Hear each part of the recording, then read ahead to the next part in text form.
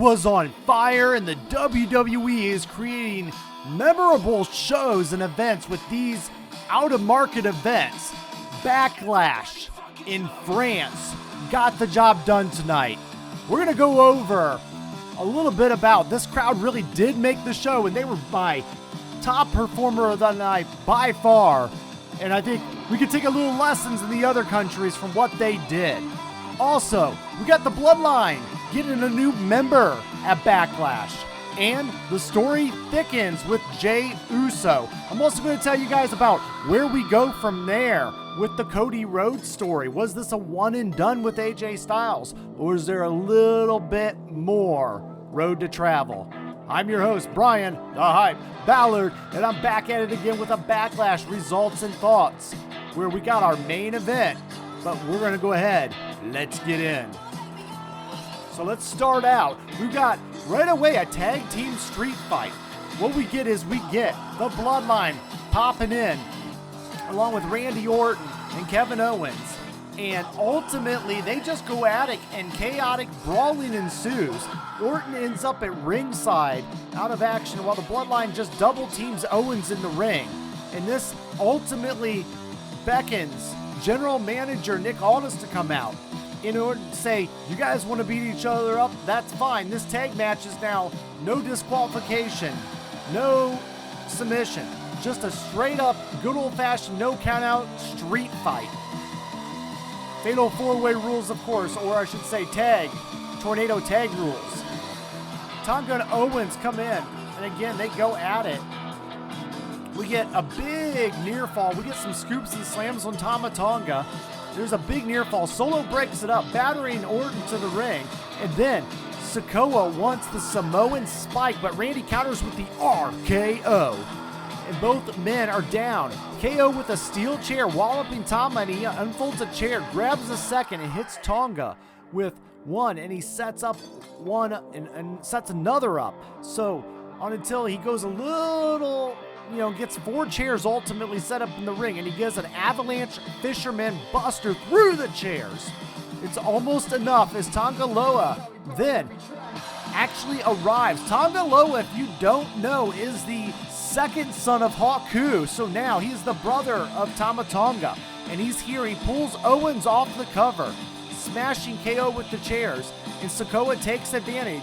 He's spinning Sikoa and puts KO through a chair, and Solo draws him back up. The Bloodline wins by pinfall with the Samoan spike from Solo Sikoa, getting a very clean, hard pin on Kevin Owens. And ultimately, we do have the Bloodline taking the victory here, and more importantly, Solo Sikoa taking a victory over Kevin Owens, who played and sold the Samoan spike better than I've ever seen anybody sell that move. But ultimately, laying on the ground, he looked distraught, beat up. And in a post-match, we actually get the all-new, all-different Bloodline with throwing the ones up in the air. And we ultimately see Paul Heyman as a very, very awkward stare between the Bloodline, as if he's being forced to do what he's got to do, and he's holding up the one while looking very, very fearful. Randy then, we were shown, helps Kevin Owens to the back. Now, I do want to say that later this evening we get Jey Uso ready for his match, and we see the new Bloodline, Tonga Loa, Tama Tonga, and Solo Sikoa all walking past Jey Uso, giving him the eyes. Awkward stares as they walk. But then we get, if you guys look, we get Paul Heyman walking behind them sheepishly. And he looks at Jey Uso almost like he's a hostage held in this situation. And he walks behind Jey Uso as he continues on and just looks at him like, save me, Jey. And it's got to think that Paul is really, really hoping that he can get maybe the Usos back together with Roman, I'm thinking, because he looks like he's being held hostage in the new Bloodline against his will. And it's a matter of time before the sharks swimming in the waters will take a bite at him. Speaking of which, we're going to go ahead and take another bite at another match that occurred at France, and that is the WWE Women's Championship matchup. We've got Tiffany Stratton Naomi taking their shot at Bayley in the Women's Championship. We got a trading arm drag. Naomi blocks one, Stratton, whip her off, handspring over, a stalemate, trading pins. Still, no deal. Back and forth, three-way cutoff. Tiffany Stratton looks great in the ring. And I'll say she is a very, very polished wrestler in the WWE landscape. She's got all the makings to be a future world champion. Tiffany whips the champion in the corner, hand back spring to elbow. Role model catches her back. Suplex. Stratton lands on her feet and hits an Alabama slam, but nope. That's her move, but not going to happen. Naomi's back in. Tiffany with an elbow, but Naomi spears her clean through the ropes. They're brawling against the barricade. Tiffany sets up a handspring, back elbow again. Fast forward in the match, we got Bayley breaking up a diving elbow drop for a 1 and a 2. Ultimately, there's a sunset flip powerbomb, puts Naomi into the corner. Bayley tries one with Tiffany and gets countered into a pin. A Bayley to belly connects, but it's not quite there. It's still nothing. Stratton with a fireman's carry. And then ultimately we get a cartwheel Alabama slam into the announce desk. One for Bayley as well, and then a match breaks with a 3D. It takes Stratton out with hammering elbows and trading pins. Bayley wins by pinfall in this one, retaining her championship with a lateral press on Naomi, retaining the women's championship. Post-match, Naomi and Bayley share a moment. They hug it out. Bayley's a hugger. You got to remember that. And they all stand together and they raise their hands in the ring. Bayley gets a successful triple threat defense against one former champion and then also a up-and-comer. Now, I don't believe that this is going to be the end for Tiffany Stratton and Bayley. I believe Tiffany Stratton, and it'll play to her character, would be the perfect candidate to win a Money in the Bank ladder match.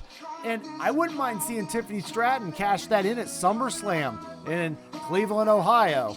I would like to see maybe Tiffany Stratton kind of go that route with the Money in the Bank and get a true one-on-one match against Bayley. Since Bayley did beat Naomi here, it keeps Tiffany safe for a future championship opportunity. And if you want an opportunity, get into more wrestling with us over at thefansofprowrestling.com. And if you are looking to kind of get in with the group, that's the group I roll with. I got the Wrestling Fans Insight podcast with my teammates over there. We've got Will, Heather, Carlos, John, and we do Sunday Takedown. We try to record weekly. We also do Twitter Spaces over on Twitter. You can check us out there. Ultimately, we got the World Heavyweight Championship matchup next. That is main event Jey Uso and Damian Priest. And I will say, Jey Uso, I love the main event character. I love Jey Uso, the main event entrance. The crowd enhances everything on this show. I mean everything. How do they have time to breathe? So ultimately, we get Jey Uso entering from the crowd. By the way, Jey Uso should probably start entering from the crowd. It was hype. We got all the lights on the cell phones, all flashing. Yeet, yeet. Main event Jey Uso in the house as you feel the energy coming into the arena. Damian Priest gets a debut of new music tonight, and ultimately we get Priest coming out with his championship. I will say, though, that is kind of where the excitement ended for me on this, and I don't think it was anything to the fault of the competitors. I just think Jey Uso is still mastering what it's like to be a singles competitor. I think he's used to being in a faction like the Bloodline and used to being in a tag team with his brother Jimmy. And I feel like that's where he does his best work as a tag team specialist. I kind of think of the, Dudley Boys early on when the WWE tried to break them up into two singles competitors. But ultimately, they were tag team specialists at heart. And I like Jey. I want Jey to be the real deal. But I said this back at Mania, and I felt like the WrestleMania match with his own brother just didn't get me excited and into it. And I feel like the same thing has happened here with his championship match with Damian Priest. So we do get a back and forth match that I do think was laid out well in the crowd. But if you like the match, try watching it on mute. And I think you'll notice that this crowd added a lot to this match. But ultimately, there was a lot of yay boo moments, right? Eat, no eat, that kind of stuff. But we get some charging in elbows. We get Jey Uso showing that he's fighting. He's hit, super kick. He takes, we get some interference from JD McDonough, and we get a super kick. It takes him out. And then we get another one to Damian.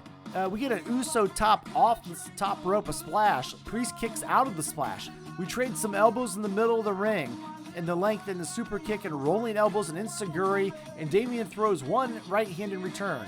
We get a razor's edge, but still not enough. Ultimately, hit the rope, we hit a spear, still not enough.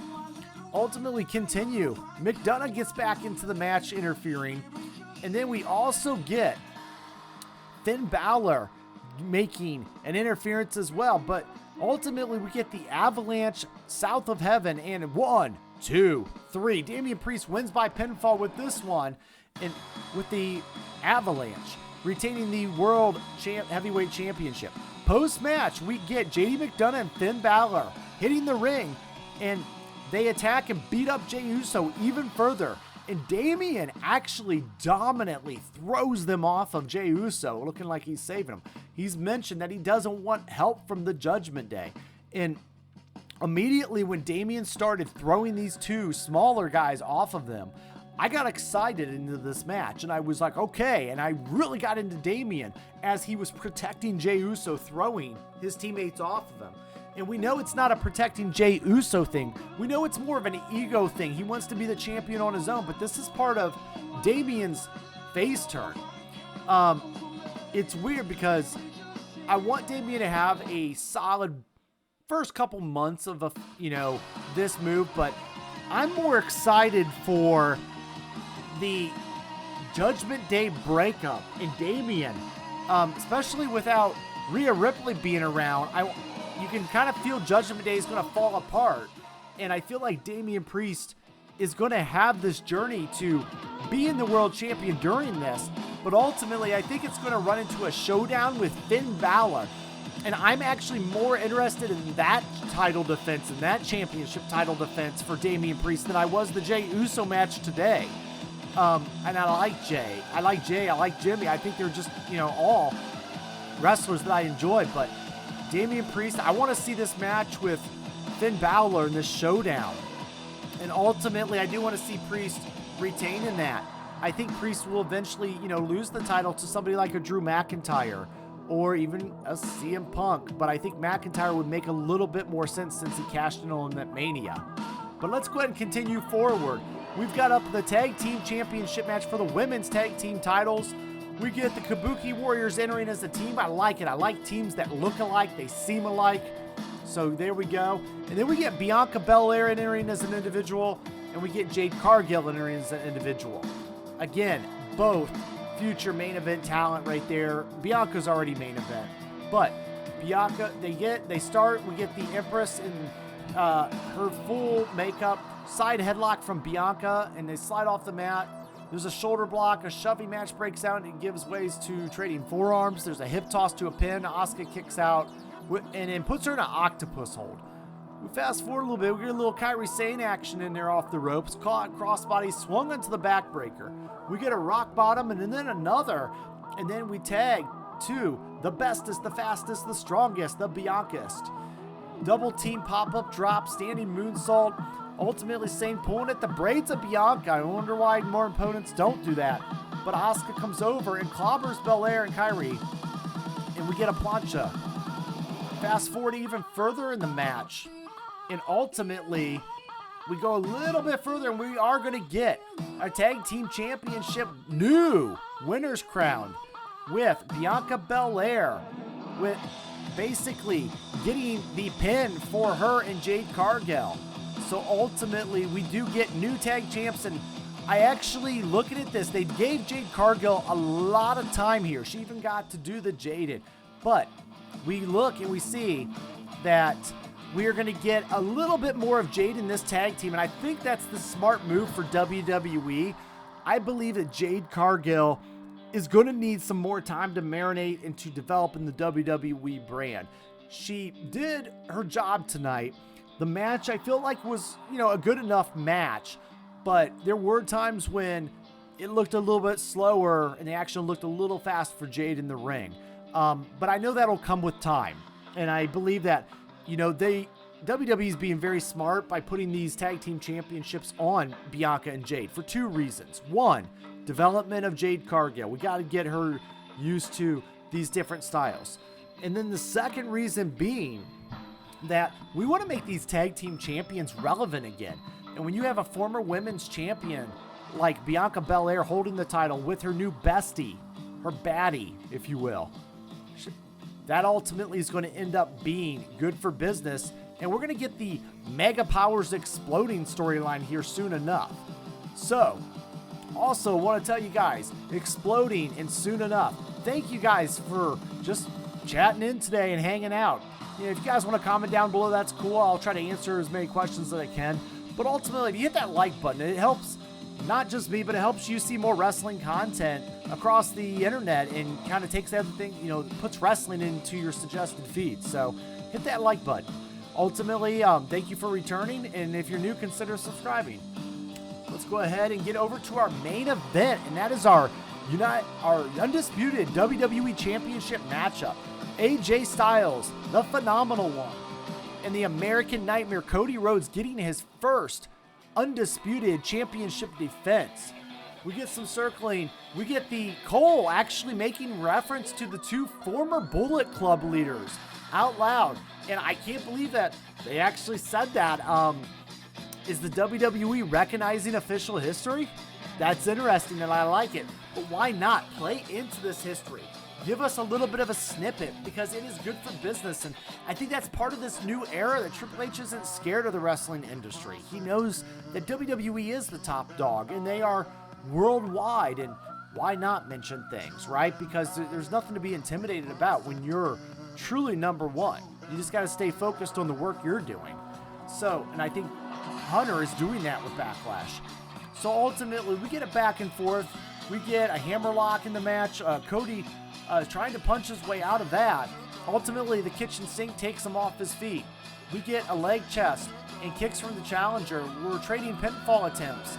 We get a drop-down slap a la Rhodes style. And then we get an enziguri and both men are down. Rhodes sends Styles sprawling into the ropes and then he gets to the floor. AJ blocks a dive with an elbow and takes him to the announce desk, bouncing his head off the cover. Cody with some separation.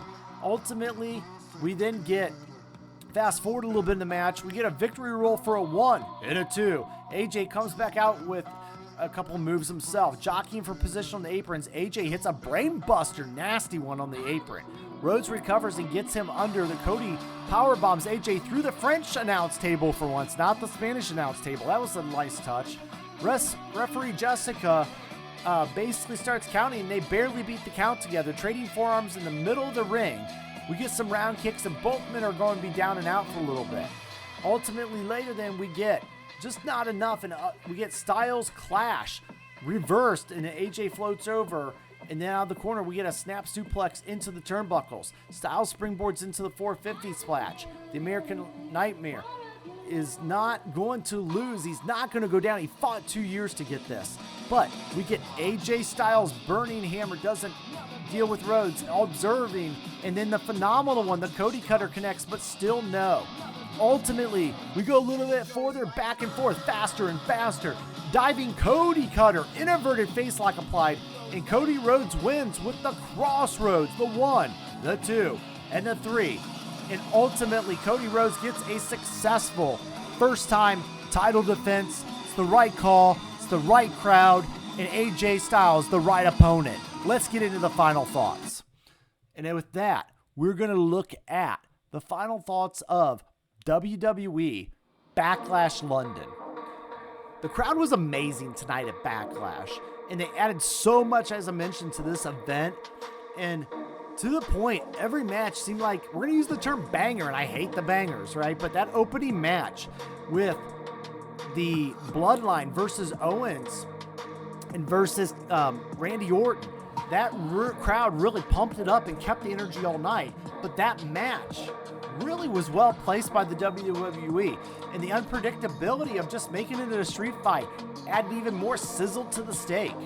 Ultimately, I do believe that this could be the last interaction for a little bit with with Kevin Owens, Randy Orton, and the Bloodline. The Bloodline very dominantly and clearly reigned supreme tonight over them. And Kevin Owens definitely was the one to sell it and eat the major pin. So ultimately what I see is a brief pause between that stint. And I believe that the story here is with the Bloodline. And we've got The Rock, I believe, pulling the strings behind the scenes for Solo Sikoa, who's now joined by Haku's sons, Tama Tonga and Tonga Lyo. But on the other side of that, you've got Paul Heyman really being held hostage. And it's only a matter of time before Roman Reigns makes his return and saves the Wise Man. Ultimately, we've got Jimmy and Jey Uso, who could also line back up with Roman, because let's be honest, Jimmy and Jey were at their best when they were with Roman. And I think it's at the point, Jimmy is still aligned with Roman in story. We just got to get Jey to come back to the fold. And then ultimately, I believe we need to add a fourth guy to even it out a bit. And I believe Jacob Fatu, who you guys have been clamoring for to debut, but I don't think Jacob Fatu joins the new Bloodline. I think he joins Roman Reigns in the old. Fast forward a little bit, now that the Bloodline's done with Cody, or moving on to Cody, now that they're done with Randy Orton and Kevin Owens, I believe that they will move on, possibly, to more of a Cody Rhodes type feud.